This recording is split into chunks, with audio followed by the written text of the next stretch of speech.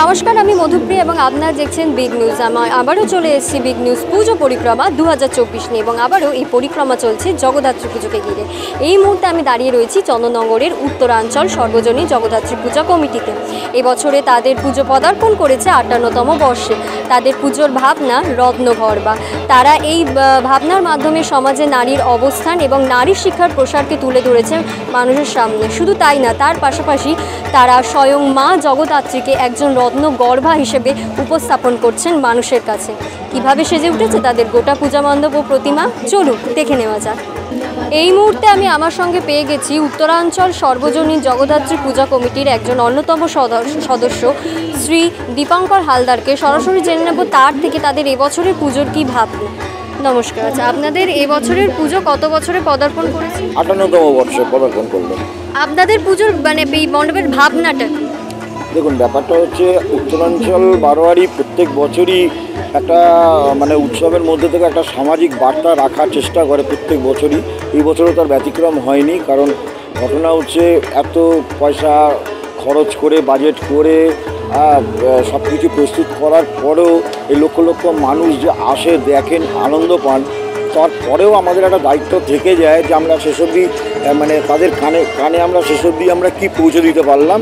তাই এবছর সেরকমই আমরা একটা সেরকম সামাজিক একটা ভাবনা নিয়ে আমরা এবছর মণ্ডপ আমরা মানুষের সামনে উপস্থাপনা করেছি।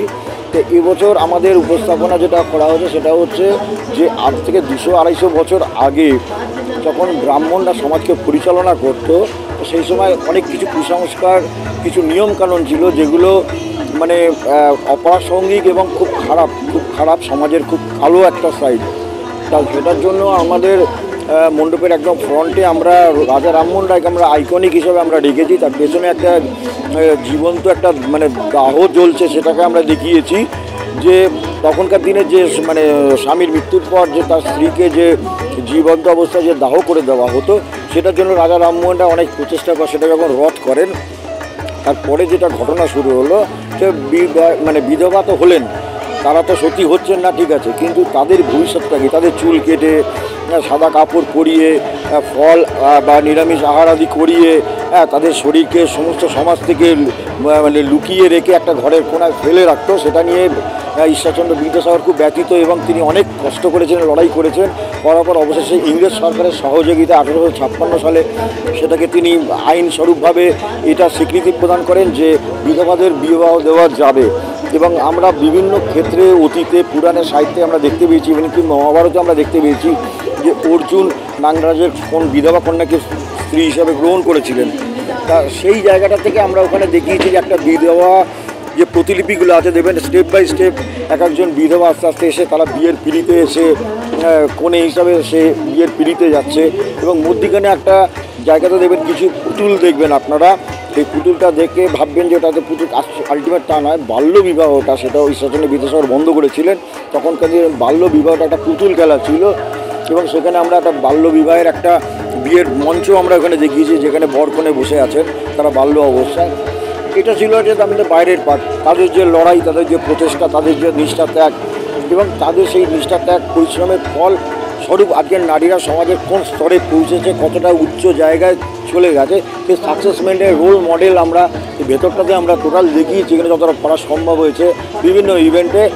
এবং উপরে আমরা যেটা দেখিয়েছি, যেখানে একটা পদ্ম ফুলের একটা বীজ দেখিয়েছি, যেখানে অসংখ্য বীজের দানা রয়েছে, একটা করে মেয়েদের ছবি আমরা দেখিয়ে দিয়েছি যে যারা আগামী দিনে তারা ভবিষ্যতে তারা তৈরি হচ্ছে।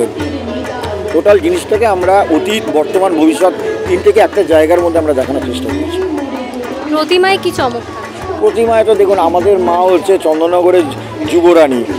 আমাদের প্রতি বছরই একটা চমক থাকে নতুনত্ব আনার, তাই এবং আমাদের প্যান্ডেলের যে জাঁকজমক একটা জায়গা, সেটার সঙ্গে আমরা ব্যালেন্স করে আমরা সেই প্রতিমাকে সুসজ্জিত করেছি। রানী হিসেবেই তাকে আমরা মানুষের সামনে উপস্থাপনা করেছি। আর এমনি মা আমাদের জগদ্ধাত্রী সেই জগৎকে ধারণ করে থাকে।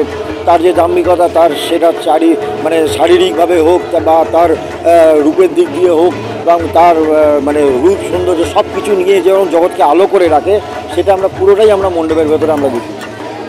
এই ভাবনার মাধ্যমে আপনার দর্শনার্থী বা সাধারণ মানুষের ঠিক কী বার্তাটা দিতে? মানে এটাই আমরা বলতে পেরেছি যে আজকে সমাজের নারীরা যে অনেক প্রথম সারিতে উঠে এসেছেন, হ্যাঁ, বা এসেছে বা তারা আমাদেরকে ডোমিনেট করছে বা লিড করছে, আজকে সেই দিনটাতে তার থেকে 200-300 বছর আগে এই দুই মনীষীর যে লড়াই, সেই লড়াইটা না থাকলে তারা এই আজকে সমাজের এই ফ্রন্ট লাইনে আসতে পারতেন না। তাদের কৃতজ্ঞতা জানানো উচিত, প্রত্যেকটা নারীর তাদের এই দুজনকে কৃতজ্ঞতা জানানো উচিত। আচ্ছা, এই পরিস্থিতিতে দাঁড়িয়ে অন্যান্য বছরে যে দর্শনার্থীদের ভিড়টা হয়, এই বছরে ঠিক কতটা আশা করছেন, যে তার থেকে বেশি বা কম নাকি আরও বেশি আশা? দেখুন, প্রত্যেক বছর আমাদের মানে পুজোটা আমরা যেটা করি, আমাদের লড়াইটা থাকে আমাদের নিজেদের সঙ্গে নিজেদের লড়াই। আমরা কোনো বারবারির সঙ্গে আমাদের কোনো নিজস্ব লড়াই নেই, আমাদের লড়াই আমাদের সঙ্গে। যে প্রতি বছর আমাদের যে গত বছরের রেকর্ড বা গত বছরের যে আমাদের স্ট্যান্ডার্ড, সেটাকে আমরা যাতে ছাপিয়ে আরও মানুষের সামনে আরও কিছু বেটার কিছু প্রেজেন্টেশন দিতে পারি, তার এবছরও সেটাও নেই। এবং আমরা বিগত 4-5 দিন ধরে আমরা যে মানুষের ফ্লো দেখেছি, তাতে এবার কিছু স্বাভাবিক ক্ষেত্রে যেটা হয় যে দুর্গা পুজো, কালী পুজোতে একটা ভাইফোঁটাতে একটা ছুটি থাকে, জগদ্ধাত্রী পুজোর সময় কিন্তু ছুটি থাকে না। কিন্তু তারপরেও এই উইকডেজকে উপেক্ষা করে, মানুষকে কাজকে উপেক্ষা করে সারা রাত চন্দননগরে যে পরিমাণ মানুষ, যে লক্ষ লক্ষ মানুষের যে জনসমাগম, এটা মানে কি রেকর্ড ব্রেকিং একটা ব্যাপার। এবং আমরা এক্সপেক্ট করছি আজ শনিবার, আগামীকাল রবিবার, এই দুদিন হয়তো আমার যে চন্দননগরের ইতিহাসের সমস্ত রেকর্ড ব্রেক করে যাবে ভিড়ের সময়। আচ্ছা, আপনাদের এই পূজা মণ্ডপটি কতটা পরিবেশ সচেতনতার দিকে লক্ষ্য রেখে বানানো? দেখুন, পরিবেশের জায়গা থেকে তো চিন্তা করতে গেলে আমাদের, দেখুন, এমনি আমরা চন্দননগর সবসময় একটা হাই কালচার এলাকা এবং যথেষ্ট সমাজ সচেতনতামূলক সেই জিনিসটা উপহার দেই।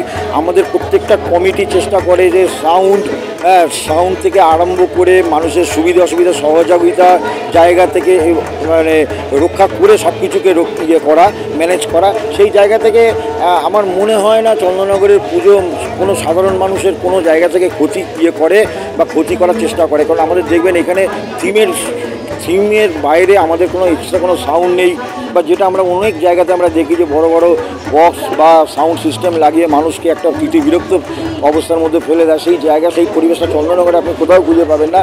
সমস্ত জায়গাটা দেখবেন আলো, যে উৎসবটার যে আলোর উৎসব চন্দননগর, সেটাকে কিন্তু প্রত্যেকটা জায়গায় আপনি বলবেন মানুষ আসবে দেখে সারা রাত ধরে নির্দ্বিধায় নিরাপত্তা, মানে কি বলবো, যে একটা জায়গাটাও যে চন্দননগরে যাবো মানে আমার এখানে কোনো আমার টেনশন নেই। আমি সারা রাত, আমরা মহিলারা, মায়েরা, মা বোনেরা নির্দ্বিধায় রাত্রি 2-3টের সময় নির্দ্বিধায় অলিগলিতে ঘুরে ঠাকুর দেখে। তা আমার মনে হয় না চন্দননগরকে আলাদা করে কোনো মানে কোনো কিছু কোনো আইডেন্টিফাই করানোর কোনো প্রয়োজন আছে। আপনাদের এক্স্যাক্ট লোকেশনটা যদি বলেন? এক্স্যাক্ট লোকেশনটা হচ্ছে আমাদের লোকেশনটা হচ্ছে চন্দননগরের উত্তর দিকে। মানে এখান থেকে যদি আপনি আমাদের জায়গাটাকে যদি চুঁচুড়ো স্টেশনের দিকে যদি ভাবা, তাহলে 40%, চন্দননগর স্টেশন হচ্ছে 60%, এরকম ডিস্টেন্সে আমাদের পুজোটা। আপনারা যারা চুঁচুড়োর দিক দিয়ে জিটি রোড ধরে আসবেন, সেটা হচ্ছে তালডাঙ্গা মোড় থেকে ডান দিক ধরে সোজা পালপাড়া রোড ধরলেই আমাদের ডান দিকে মাঠের মধ্যে আমাদের এই পুজো হয়। বা যারা চন্দননগরের দিক দিয়ে আসবে, সোজা স্টেশন রোড ধরে বাগবাজার মোড় থেকে টুয়ার্ডস বাঁ দিক ধরলে, পালপাড়া রোড ধরলে সোজা বাঁ হাতে পড়বে। বা আপনার যদি জিটি রোড ধরে কেউ আসেন, তাহলে বক্সিগলি থেকে আপনাদের পশ্চিম দিকে আপনার মুভমেন্ট করে আসতে হবে। আচ্ছা, আমাদের চ্যানেলের মাধ্যমে আপনি আপনার দর্শনার্থীদের কী বার্তা দেবেন?